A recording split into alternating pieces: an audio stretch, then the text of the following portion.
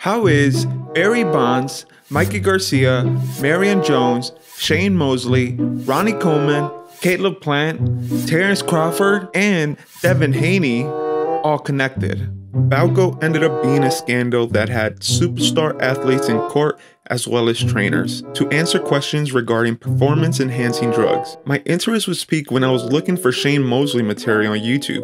While searching for old articles of Mosley trying to get a sentiment of how people thought of him, I found an article speaking of how notorious Balco boss Victor Conte named Shane Mosley in his book as an athlete he consulted. A book so controversial that never even published due to potential lawsuits. This book was set to release after Conte had received 4 months in prison. He had pleaded guilty to money laundering and attempting to distribute PEDs. After it came to light that Conte snitched on Mosley, Shane went on the offensive. He decided that he would attack Conte where it hurts most, in court, draining Conte of money, most likely an attorney and legal fees.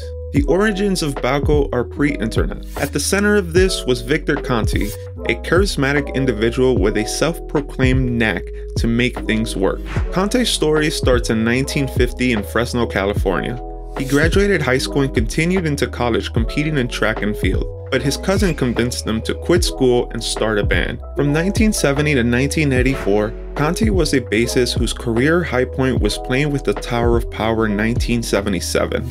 Walking Fish was his stage name, and he is regarded as a talented bassist according to his peers. But Conte had bigger aspirations than the Tower of Power, and he quit the band. He ventured into the business of supplements, a business that can be compared to the murky waters of the Amazon. Conte had taken over Millbrae Holistics, which was a storefront for his wife's business, which would be his first attempt at the supplement business and be a strike. In 1984, Conte would start the company that would end up changing the life of many. He had opened up a lab called Bay Area Laboratory Cooperative, or Balco for short. Balco would provide blood analysis to athletes to notice deficiencies in their bodies. Once he figured out what the body lacked in terms of vitamins and minerals, he would suggest supplements that would help him fill in the gaps. And Conte's lab also produced all the vitamins and minerals needed, so the business was ideal. A one-stop shop for high-performance athletes looking to optimize their bodies with the aid of vitamins and minerals.